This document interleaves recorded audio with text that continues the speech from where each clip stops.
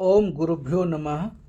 नमस्कार दोस्तों, स्वागत है आप सबों का। आप देख रहे हैं रिहास। मैं हूं आपका होस्ट दोस्त रुद्र आबी सिंह।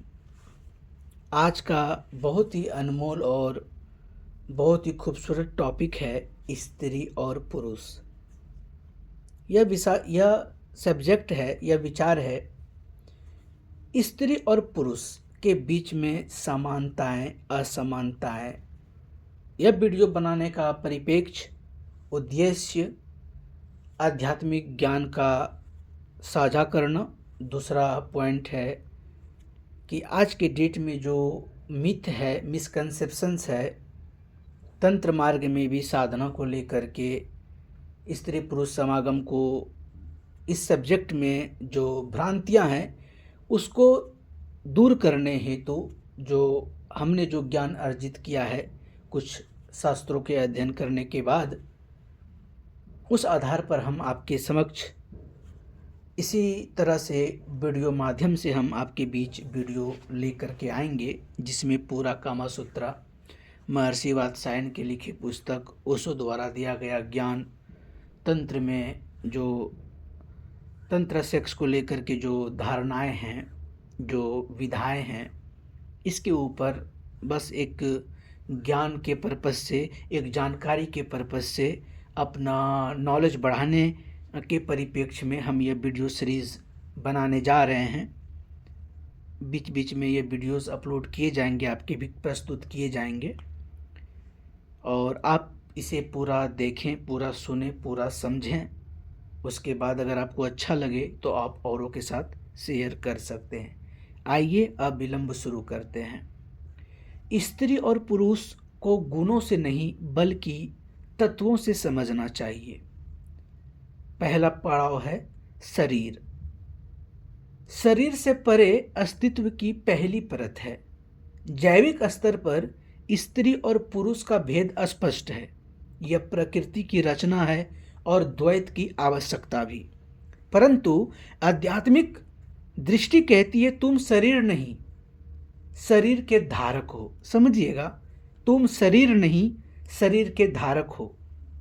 उपनिषदों में मनुष्य को 5 कोषों अर्थात पंचकोश से बना बताया गया है। ये पंचकोश कौन कौन से हैं? अन्नमय कोश शरीर, दूसरा प्राणमय कोश ऊर्जा, तीसरा मनोमय कोश मन, चौथा विज्ञानमय कोश बुद्धि, पांचवा आनंदमय कोश चेतना। स्त्री पुरुष का भेद मुख्यतः अन्नमय और आंशिक रूप से प्रायणमान होती है। यह कोष तक सीमित नहीं, बल्कि जैसे जैसे हम भीतर जाते हैं भेद सूक्ष्म होता चला जाता है। आनंदमय कोष में ना स्त्री है ना पुरुष, तो रह जाती है केवल चेतना।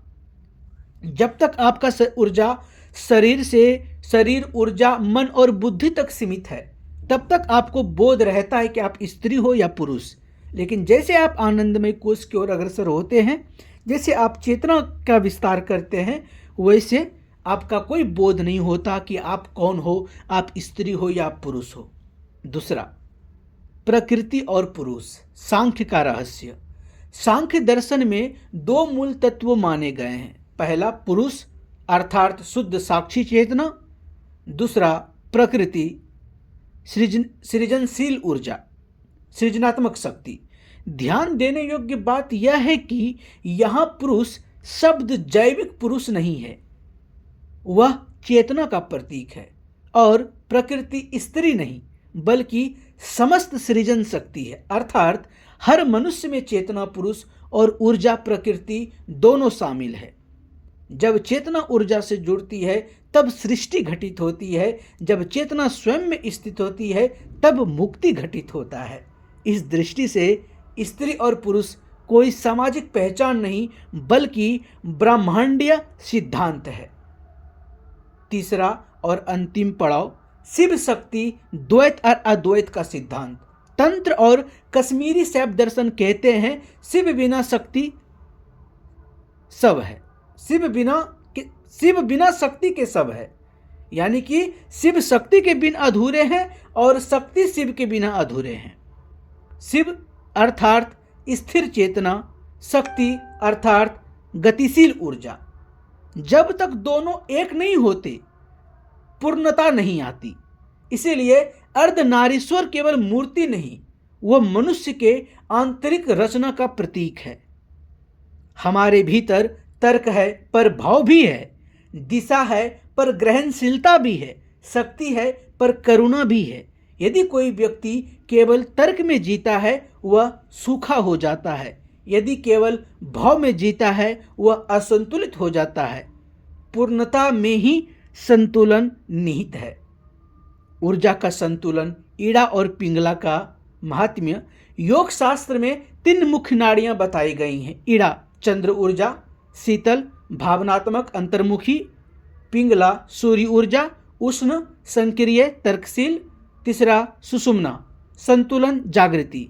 ईड़ा को स्त्री ऊर्जा और पिंगला को पुरुष ऊर्जा कहा गया है, परंतु दोनों हर व्यक्ति में स्थित है। जब केवल पिंगला सक्रिय हो व्यक्ति कठोर और आक्रामक हो सकता है, जब केवल ईड़ा सक्रिय हो व्यक्ति निष्क्रिय या भाव प्रधान हो सकता है।